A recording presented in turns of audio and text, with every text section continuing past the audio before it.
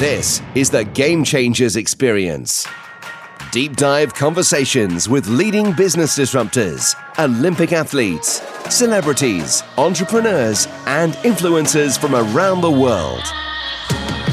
This show will teach you insights about the winning principles in mindset, productivity, marketing, branding, entrepreneurship, business strategy, and more. Hosted by productivity authority, business strategist, former elite athlete, author, and public speaker, Adam Strong. Hello, everybody, and welcome to today's podcast episode with myself, Adam Strong. And I'm really looking forward to today's conversations. And oh boy, we have a great guest on the show today. Someone that actually has come into my circle very recently and extremely experienced in his topic and subject, and something which I'm a real big fan of, and it's piqued my curiosity more than anything else. So who we got on today's show is probably the $1 million question, and today is Chris Hood. Now, who is Chris? Chris is a digital strategy expert and the author of Customer Transformation. He's been in the game of AI marketing and business development for the past 35 plus years, and is the host of the Chris Hood Digital Show. Now, his former roles included heading up digital strategy for Google, which is a real big one, and has worked with Fortune 500 companies, including the likes of Ford, Fox Broadcasting, and Disney alike. So, you know, we're going to be talking a lot of great, juicy stuff, all the things around AI and storytelling and digital transformation, all those types of things. The other things we actually be speaking about actually is we're going to be talking a little. I mean, we've had some great conversations around AI, but I really kind of want to hear it from the horse's mouth with regards to someone who has had great insight in working with some of the big corporations, but more importantly, ladies and gents, how you can utilize some of the tools, strategies, and resources without having to have the big budgets like the big corporations have. So, you know, that's going to be a real game changer, I think, as part of this conversation. We're going to be talking a little bit about, I'm going to get Chris to share some insights about, you know, some of the digital strategies that he employed with working with some of the companies, and hopefully he can give us some insight and kind of delving deep and things like that. So it's going to be a great show, by the way. So I just wanted to kind of give you a bit of a heads up. Now, if you're listening to us live, use the hashtag live. If you're listening to the replay, use the hashtag replay, of course. And like I said, what I was going to say to you is, if you want to, I would highly endorse you go make sure to check out Chris's book on Amazon. We'll put all the link below, of course, and check him out on social media. Go give him a follow, give him a quick share, give him a hi, whatever it might be. And I'm sure in due time he will respond. Anyway, less babbling from me. Chris, welcome to the show. Why, thank you. Looking forward to this.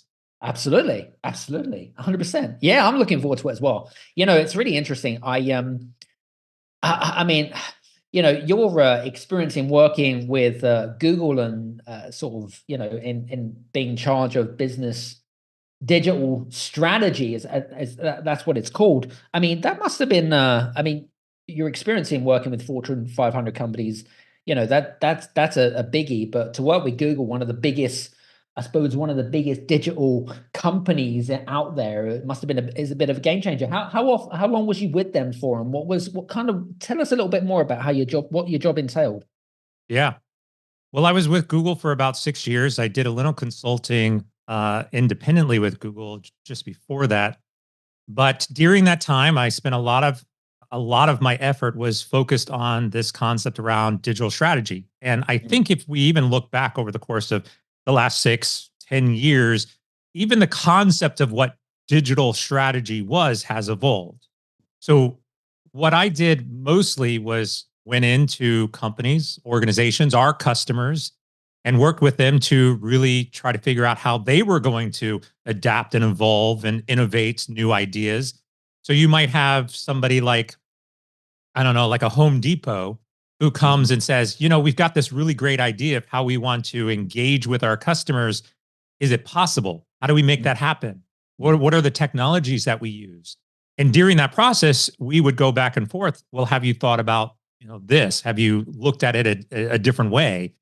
And so every week was something really interesting and exciting, because whether it was Domino's Pizza or Mattel Toys or cruise lines or McDonald's or Starbucks or Target, like go on and on and on, you're having these really massive conversations about how to think about digital strategies maybe a little differently, but also how to innovate in order to support their customers. And that was what I really enjoyed the most of my time while I was there.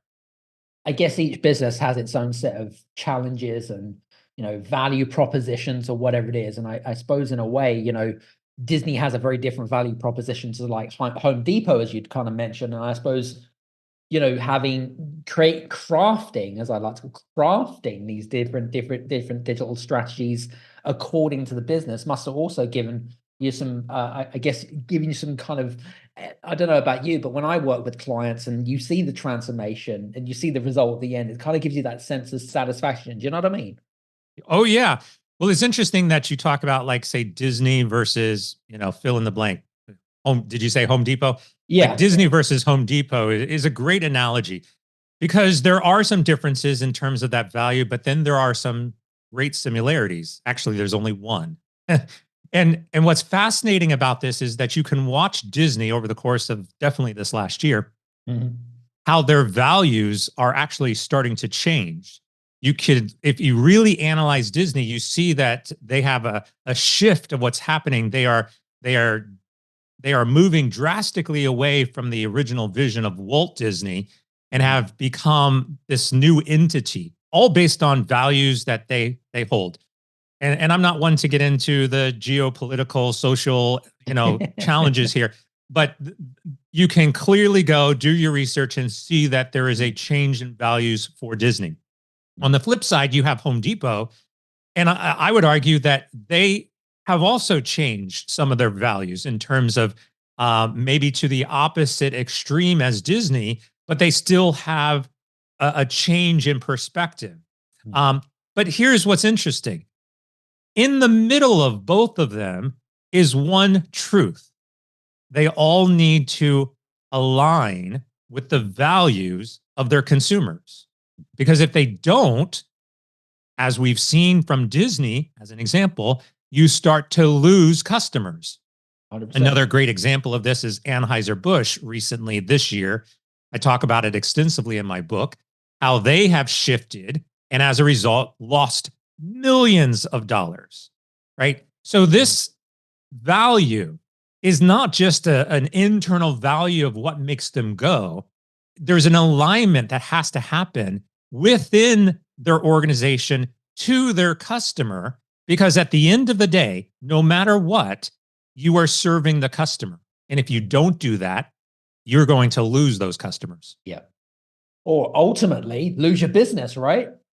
If you don't have customers, you don't have a business. Exactly. And I mean, there were a couple of companies that came to my mind, which no longer are around, but were around maybe in my childhood, probably in your 20s or 30s, which will be places like Tower Records or, so that's a classic example. Blockbuster Video, like when we went down to the shop and got a VHS, right? It doesn't exist anymore, right? Because they failed to innovate and they failed to identify the digital strategy around that. So it's some good points there. Love it.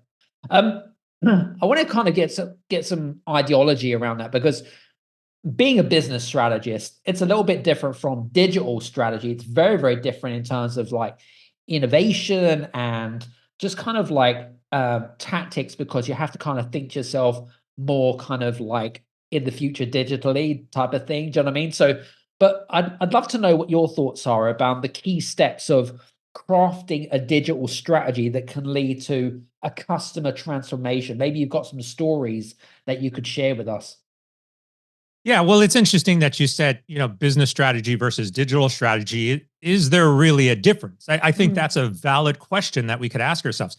It's interesting because I had a conversation about a month ago, and somebody said, the signs of a great leader is the leader that focuses on their P&L. Now, you would argue that from a business perspective, your P&L is your lifeblood. Got it. However, without customers, we'll go back. Without customers, you don't have a P&L. So Right. you just have an L. You just have a loss. So you can't argue that the business focus is any different than, again, a digital focus. What are you ultimately trying to do? You're trying to attract customers into your business. The difference with digital versus business, where maybe business, you could say, look, we're focused on our operations, we're focused on, HR, we're focused on the, the P&L, all of those sales, whatever. You can argue that that's the business side of it. And the digital is the technology side.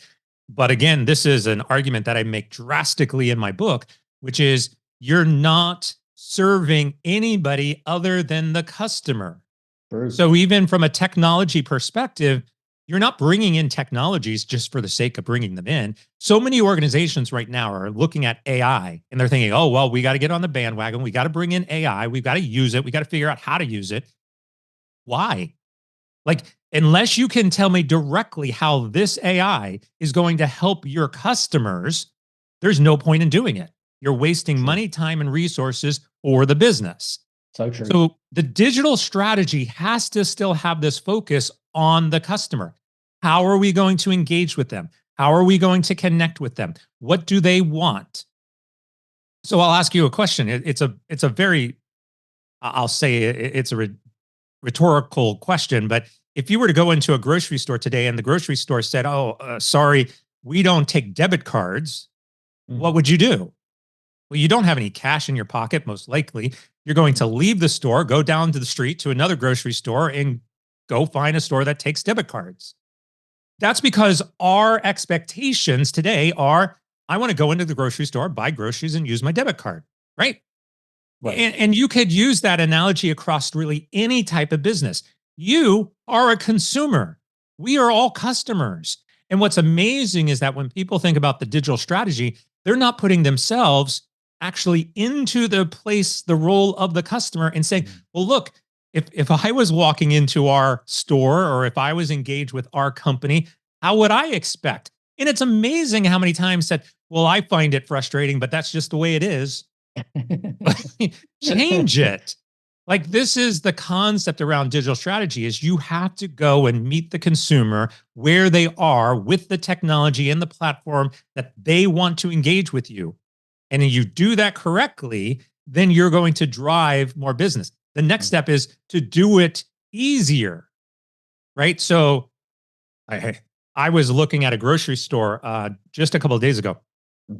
I was looking for a product and I was trying to find a grocery store in the area that had the specific product I was looking for. And I got to one of our local stores. I won't name the names.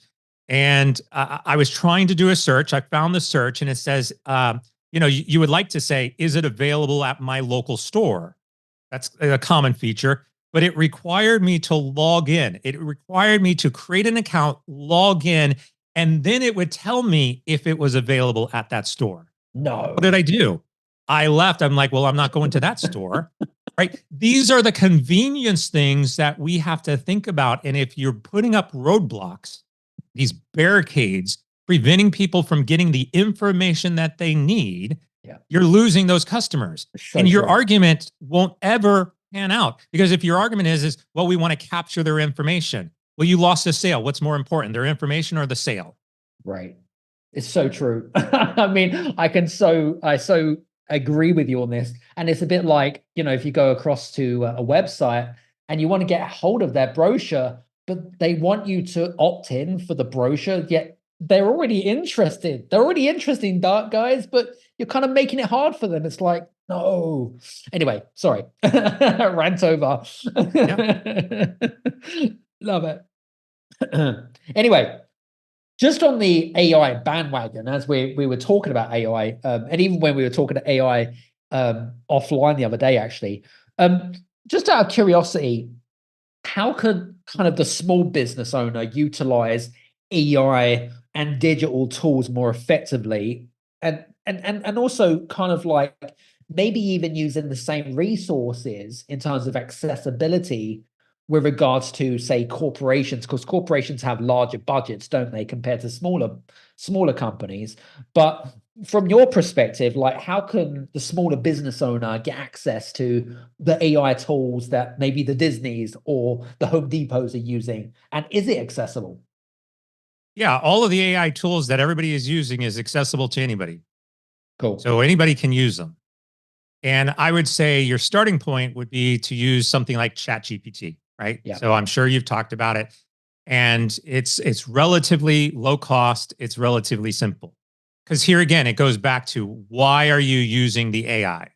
And if you can't tell me a value proposition for your customer, why you want to use the AI, then you're no point in using it. Yep. Don't do it. You don't even have to do it. So if you're a small business and you're sitting here thinking, oh, I got to go use AI, my first question is, can you tell me why you need to use AI? And the answer is, because everyone else is doing it is not the correct answer. Okay. Or because I think I'm going to get left behind is not the correct answer. Nope. You've got to tell me why your customer wants it. Okay. So then you have to wonder, where are the areas that I can leverage AI? Well, if we're using specifically ChatGPT and generative AI, then we're talking about, basically, I want to ask it questions and accelerate my ability to respond. So some of the questions you might ask are like, I'm interested in entering a new market. I'm interested in offering my product on a different channel. How might I go about that? Provide me 10 steps for entering this new channel. Yeah. Provide me 10 ideas about how I can market my product. Provide me a roadmap for what I could do for the next 4 months in order to increase my sales by 100%. ChatGPT is going to return a response to you, and it's going to be fabulous. It's going to give you a lot of really good, strong direction. The next thing would be just marketing, content, and strategy. If you have a blog and you're trying to get people to your website, you want to have an SEO, go have ChatGPT write a blog for you. Yep. I highly recommend that you do a little editing on it. Highly recommend that it's in your voice. Do some grammar checks, all of those types of things is a manual process. But go have it write a blog. Let's say that you are a pillow manufacturer, creating pillows of stuffed animals for children. Great. Write me a blog post of the 10 reasons why stuffed animal pillows are great for kids. And it will do it. And it's going to be fabulous for you. Go edit it, grammar check, post it. Quick, easy. You can do a blog post a day leveraging ChatGPT. Yeah. Right. Agreed.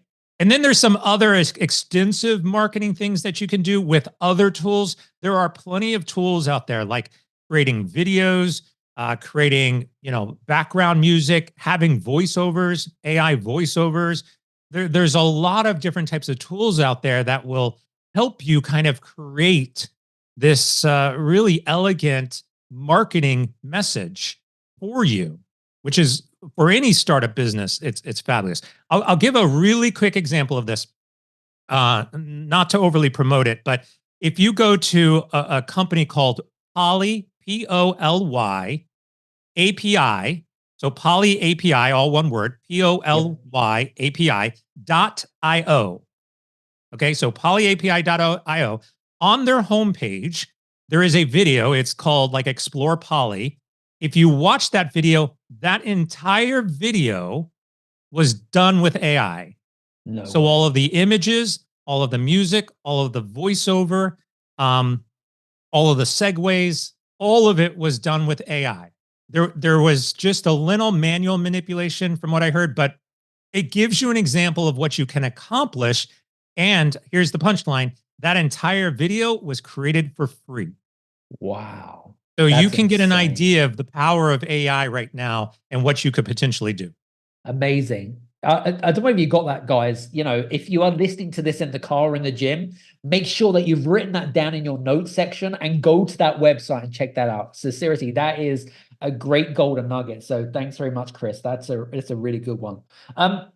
Interesting. Now you mentioned what was I going to say to you? Going back to what you said around storytelling as well, because I know that you were really big into the whole kind of storytelling thing. So can you share maybe some of the storytelling techniques or technologies that some companies had used to build brand and connect with their audience and things like that? I mean, I know that you share a lot of them in your book, Customer Transformation, right?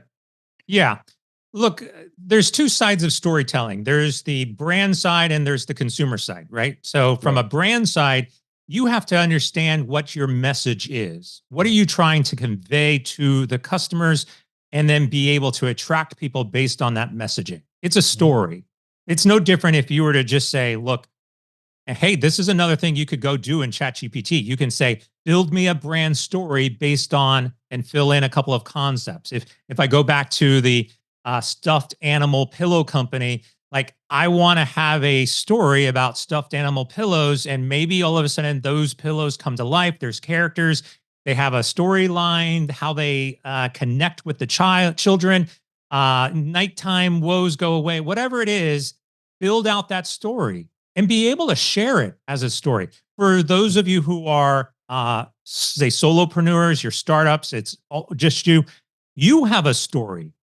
Yep. What is your personal story? How did you get to this place? Why are you starting your company? Be able to answer some of these questions as if you were in an interview, because that story is what's going to build a relationship with your consumer, which is what you ultimately want to do.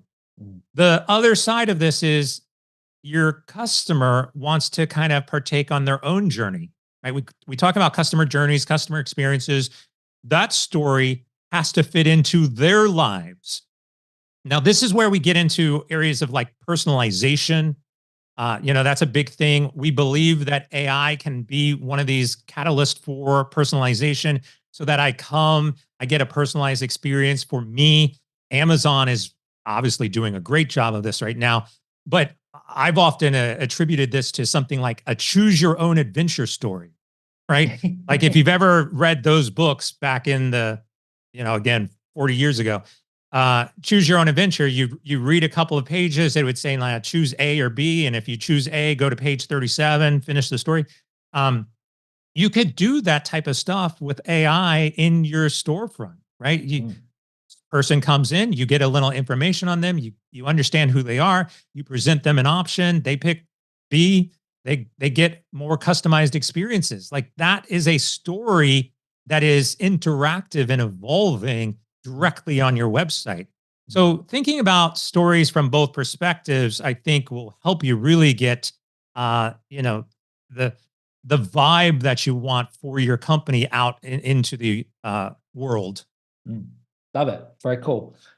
Interestingly enough, with regards to when you're working with Google and working with some of the Fortune 500 companies that you were kind of assigned to, was there any, was there any particular situation or particular company that you found particularly challenging, or your team found challenging working with, for whatever particular reason, from a digital perspective? Maybe they didn't have certain things in place, or maybe you just, I don't know, were getting a bit frustrated because what you were trying to tell them and what they were doing were completely polar opposites. I'm sure you've had plenty of that. Is there anything that kind of springs to mind? And what was the context? What was the backstory? Give us some insight. Yeah, there's a lot. The unfortunate reality is that there's a lot of businesses that just don't get it, or they don't care to get it. They don't, they think they're smarter than you. Their egos get in the way. You mentioned Blockbuster. The reality is the only reason Blockbuster went out of business was because of their egos. Yeah. Wasn't because of anything else. Wasn't because of technology or disruption or customer or anything. It was egos. And I see it all the time. I have several stories in my book. So if you want really good, juicy stories, go pick up the copy of the book. But it's really fascinating to me when you can go in and you can have a conversation, and there's kind of a spectrum. You have people who just don't get it, legitimately don't get it. They don't see it. They don't see how that could work for them. all the way up to the egos, like, you don't know what you're talking about, we're not going to listen to you, right? And in between, there's, a good mix of people. I remember I had one conversation, and it was the CIO of a large technology company. And on the call was about 15 of his support staff. And I was giving some suggestions about how they could potentially look at the business differently. And as a result, open up a new channel where they could potentially generate some more money. That makes sense. And the CIO responded and said, "We're not in the business to make more money." What? He literally, this is Sorry. not, What? this is not just me making up a quote. This is literally what he said. He said, "We are in the business to maintain where we're at. The status quo is ideal for them." Now, I'm sitting here thinking, like, I'm literally in shock. Like, you don't care about growing your business. And my only thought was, the 15 other people who are on his team who are sitting here listening to this, how many of them are thinking, why am I working here? Like, so again, the cliche term is, this is how we've always done it. Oh, so because this is how we've always done it, this is how we will continue to do it. So if it's not ego, it's culture. If it's not culture, it's misunderstanding. But yeah, I was going to say, what do you do with that? I mean, seriously, when a CEO turns around and says, we just do things the way we want to do, like, what do you say to that? I mean, that's such a hard comeback, isn't it? Well, so look, the good thing about my time at Google, and especially now that I'm a consultant, is I don't really care. It's your business. Look, so I got very good at recognizing there's an opportunity or there's not. Your ego's in the way. It's not. On that particular call, once he said that, I said, I see. Well, I think that wraps this call up. Thanks for taking your time. Don't want to waste any more of your time. Like, just in the call, like, there is absolutely no point. And you can see it. There are moments that you can see when the light bulb goes off, like, oh, they got it. Great. Yeah. And there's moments where you can see they don't care. In both cases, you're like, oh, thanks for the time. See you later. It's your business, not mine. Oh my God. If you don't want to grow your business, that's fine. It just absolutely bedazzles me when you're on a call like that. They're there for a purpose, right? They're there to, you know what I mean? And then it's kind of like, well, you just told me you don't want to grow your business. What's the point of this? It just absolutely bedazzles me. Anyway, I digress. Bringing me on to sort of another sort of topic, I suppose, is, you mentioned around the whole kind of, we talked a little bit about it already in the conversation, is innovation. And I feel like, for business leaders, and you've mentioned it just a second ago, how can business leaders foster that culture of innovation and adaptability, but more specifically in smaller organizations where maybe budgets are not high, maybe the resources are a little bit tight, kind of, operating a bit of a tight ship and stuff like that? I'd love to know what your thoughts are about that. Yeah. Actually, smaller businesses have it easier, right, than larger businesses. So if you're a startup, you're a smaller business, one person, obviously it's your decision. Exactly. Two people, figure it out. 3, 4, 5, 6, 10 people. It's a lot easier when it's a small team. Right. Because when we talk about culture of innovation, the foundation of that is to say that everybody is responsible for innovation. Yes. Ideas can come from anybody. So if you have 10 people, all 10 of those people should be crowned chief innovation officers. Like, that's what they are. Every 100%. Single one of them. Love it. When you start getting into larger organizations, 10,000, 20,000, 30,000, that's where the complication starts, because typically what we hear is, hey, Charlie, my boss, hey, I've got a great idea. How about if we do this? That's not your job. Go back and do what you're told to do. Leave it to the innovation experts. And when that happens, you're frustrating people. And what really happens is they leave, they take their idea with them, they go to another company, and all of a sudden your competition has this idea, and all of a sudden Uber is born, and you're like, what the crap? So, so everybody is responsible for innovation. And if you maintain that mindset that ideas can come from anybody, that everybody is responsible for innovation, that's the culture you're looking for. The next step to that is, how do you manage it, right? So maybe there's a budget consideration in there, maybe not. I mean, the video that I just pointed out on Poly API, like that costs nothing. So somebody could go and say, look, I've created this video. How about we use it? Well, in a small company, if somebody says no, well, that's a problem, right? So there could be some budgeting, but I would argue that the biggest opportunity for that budget is to reward people for their ideas. Like, have a suggestion box. If this suggestion box gets implemented, give them a little bonus, give them a gift card to Starbucks, give them something to say, thank you for your ideas. We appreciate it. Heck, even the people who submit ideas and you don't do anything with, give them recognition. Like, we just got some great ideas by blah, blah, blah, blah. We're going to put them in the stockpile. Like, be honest. Don't say we're going to think about it. Say, we're not going to use it, but we want to recognize you. Thank you for the idea. That is how you build these cultures. Love that. Love that. That's a great golden nugget. I just thought that was just absolutely 100% golden value bomb. That brings me on to, while we're here, is there any particular exercises that Google employed when you were there, in particular, with regards to, trying to encourage innovation? Was there a particular ritual that you did on a weekly basis? Or, again, I just want to kind of create some new ideologies for some of our listeners. Yeah. There's 3 basic premises at Google. The first one is, in every team meeting, you're opening the floor for opportunities to talk about innovation. Anybody is empowered to raise their hand and come up with a suggestion. That's set in the framework, the culture of the organization. You don't have to necessarily set some time about, like, okay, we got a 5-minute innovation time. Does anybody have any ideas? We're not talking about that. We're talking about, like, if you've got a team meeting and you're sitting around, like, here's what we're doing this week and whatever. If somebody raises their hand and says, hey, about that, I was thinking, could we, like, yeah, let's talk about that more, take it offline. Like, you were empowered. It doesn't matter what the meeting is. If I was in the meeting with the CEO of Google and I raised my hand, I would get called on and I say, have we thought about, and I can ask. Like, that empowerment is so critical. We call it, also, there's an element to this called psychological safety, right? Which is that if I make a suggestion, I'm not going to get ridiculed for whatever the suggestion is. Like, oh yeah, here's Chris again. What a boneheaded idea. Like, none of that is present.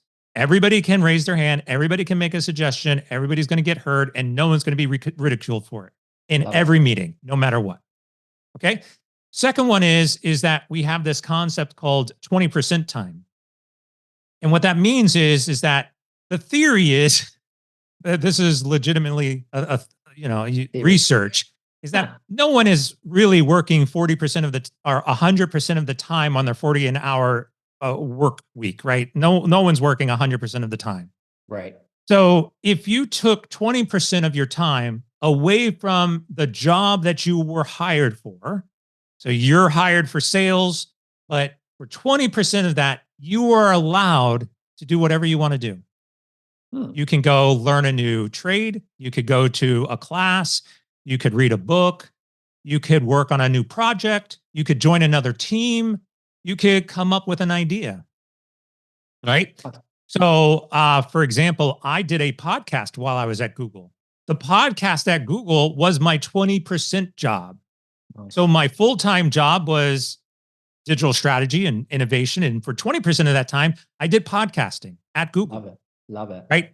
That opens up the doors for, I have an idea. And now the manager doesn't have to say, like, oh, go back to your job. Don't work on that. That's not your role. They can say, spend your 20% and go build it.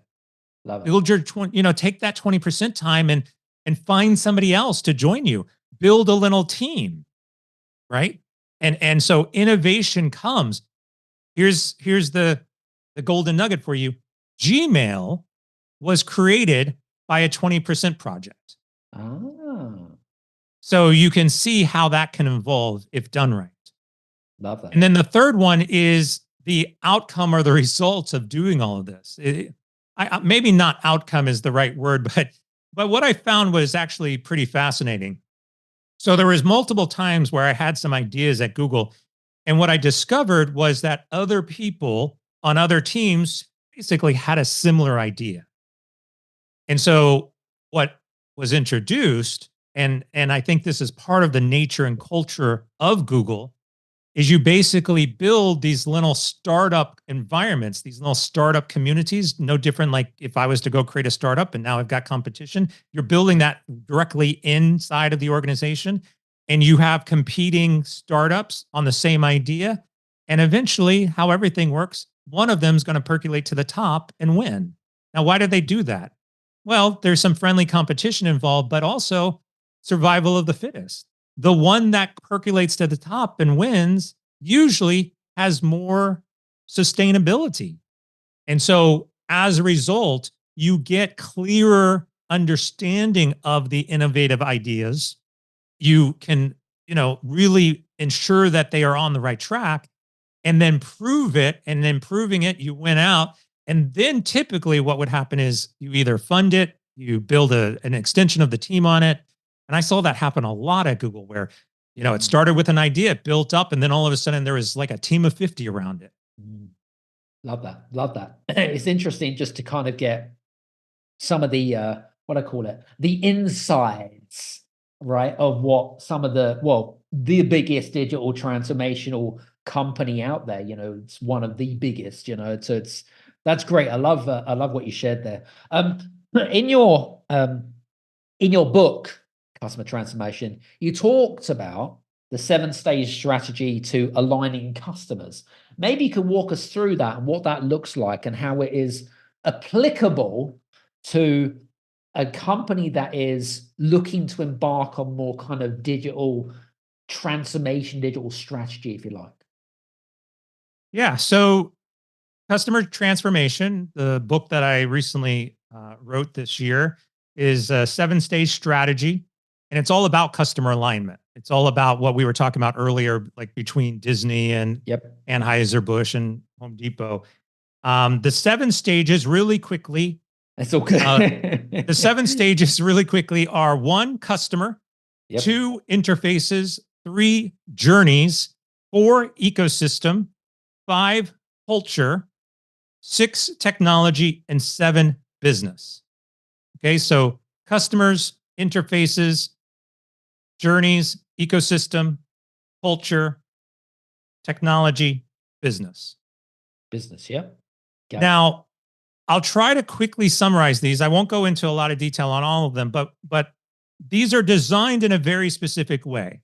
They're designed what we call the outside-in perspective. So we go from the outside, starting with your customers, and we work our way inward to our business. Okay? And if we follow this, you've got a customer that wants to interface with your business, right? So you have to understand that interface.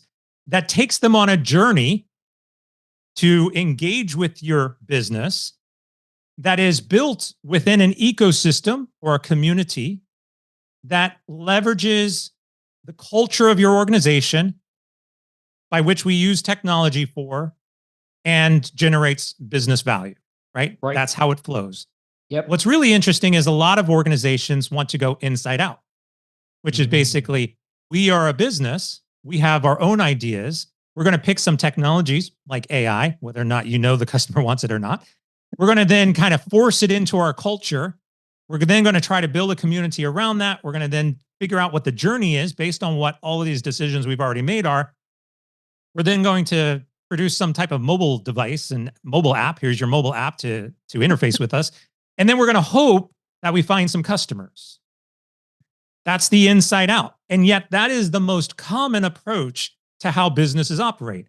It's my idea. I'm the leader. I'm business focused first. And then, I need some technology to build this idea that I have. And, I need to hire some people to help me build it. And then, I need some services that are out there in that ecosystem, right? What's the journey going to be? Like, we are always working inside out. And it doesn't work. It doesn't work anymore today. I So agree. this outside in view is start with the customer, work your way inward, and then you can generate business value. Nice. Very cool. So you're basically, what you're saying is basically create something for the customer rather than just assuming what the customer wants because of your own ego or whatever it might be. My animal pillows for children. Is there a need out there? Look, there's probably already animal pillows out there. But you know, that's the goal of every business. It goes back to what we said. If you don't have customers, you don't have a business. True. So your ultimate goal is always solve a consumer's problem. You solve that, that's the customer. You understand what their needs are, what their goals are, what their own aspirations are. You solve that, everything else can be solved afterwards. Love it. Very cool. Good stuff. So customer, and this, sorry, hang on a second. Customer, what was the second one again, Chris? Just remind me, please. Interfaces. That's it, interfaces. So I call them people interfaces specifically because, that's a whole nother conversation, but interfaces, journey, is that right? Journey? Yep, journeys. Journey. So that would be your typical like customer journeys, customer experiences, the storytelling that we talked about would fall under journeys. Yeah. And then the fourth one was ecosystems. Ecosystems, yeah.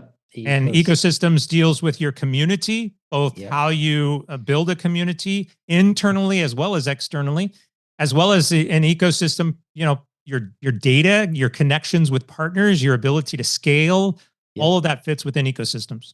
And then you got culture. Culture, which we talked about. Technology, we talked a little bit about as well. Technology is also where we see data, where you can't really do any of this without looking at the data and making decisions based on the data. Leave your egos once again at the door. If the data tells you to do something, if the data tells you your customers want something, do it. If the data tells you your customers don't want something, don't do it. If you are making decisions based on what you believe is correct, you're most likely going to lose those customers. Yep. And then the last one was business, right? Business. And that's where we get the value. That's value alignment with your customer. That's where you're generating business value, where you're growing, scaling your business. Very cool. Love that. And I know that we're kind of coming towards the end of our conversation, but I have to ask you this question. Being in kind of your industry for a long period of time, and 35 years is a very long time, and you've seen radical change from the time of when you got into even now. There's been huge shifts in not just technology, but digital, everything digital. From your perspective, what are some of the emerging trends that small businesses should kind of be aware of over the next few years, and maybe something, or maybe things that we could maybe jump on, not just for our ego, but maybe things that we should take an interest, not necessarily to employ into the business, but to be aware and be educated on what's right and what's wrong? Yeah, it's a great question. And I wish I had a crystal ball. If I would have predicted all of that back when I was, getting into this business, I'd have a lot more .coms than I do now. But when I think about the future, like over the course of the next, say, 5-10 years, AI is not going anywhere. AI is going to continue to evolve. AI is basically the .com of the 2000s. So you do want to become familiar with it. You do want to understand it. Increasingly, there's going to be more jobs and more connections, relationships, partnerships built with some level of understanding of AI. I will also argue that AI in today's format is not what it's going to look like in 5 years. So AI has been around for 50 years. The first versions of AI over the last 40 years have obviously evolved. Then in the last 10 years, it's been a big boom. Over the next 10 years, it's going to further evolve. But understand it, get familiar with it. Some of the other areas that we see blossoming is going to be in what we perceive our personal devices to be. Like, I think our telephones, our mobile devices, are going to see a substantial evolution in the next 10 years. They're going to get smaller. They're going to get a little bit, it's interesting because they keep kind of growing because of screen size. But I actually think they're going to become a little bit more compact, and they're going to be more connected. We're going to see a lot more in the evolution of what we call IoT today, Internet of Things, with connective clothing, connective cars, connective watches, like connective devices, connected eyewear. All of those types of things are going to start to change our connections with our phones. That's interfaces, by the way, in our in our 7 stages. Second stage, interfaces, is all about how we interface with our data. We're also going to start to get to these personal assistants. So right now, I've got like a Google Home, or you might have a Amazon, a Nest device, and we say, hey Google, give me information, and it speaks up and it tells you something. Those are going to be coming to us, right? So think about our watch as being AI enabled as a personal assistant that we can hear and get messaging from, that we can set reminders, and it can interact with us and give us more or less real time personalized information. That I think is going to drastically evolve.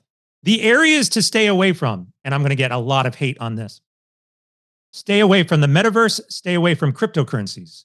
Like, those things are going to fail miserably. If you don't believe me, good luck, enjoy it.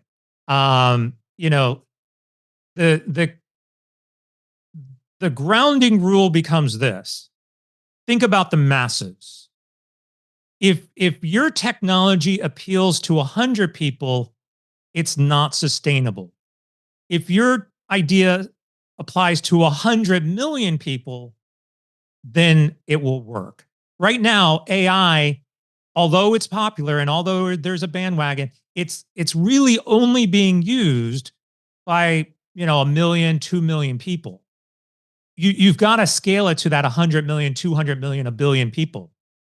Today, there are 600, I don't know the number, I shouldn't even say it. Almost everybody has a cell phone in their hand, except for obviously parts of the world. But the cell phone consumption is massive, right?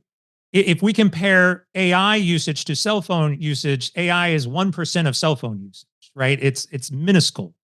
So cryptocurrency is the same way. Metaverse, no one's going to get into because no one is going to be wanting to put stuff on their heads and walking around. Like, it's just not feasible. So you've got to think about the masses. And when you can apply a solution to the masses, then you're in a good spot. Love that. Love that.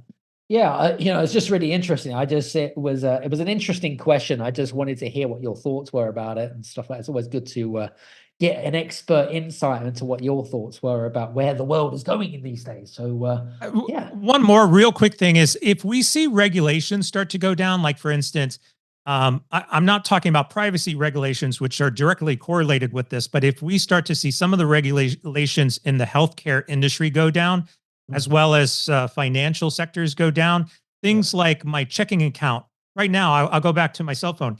If I want to change carriers on my cell phone, I can take my phone number with me. But if I want to change banks, I can't take my checking account with me. I think if we can get to that motion, that opens up a wide range of options for new technologies in the financial sector. Same thing with healthcare. If I go from one hospital to another hospital, I got to go through hoops and leaps and bounds to be able to transfer my health information. If we remove those regulations and that becomes personalized, and I've got wearable devices that can track my health condition, that adapt to my personal assistant that is directly on my watch, right? If those things start to be connected, then the consumer craze for those types of devices are going to skyrocket. Absolutely. An absolute game changer. Definitely. 100%.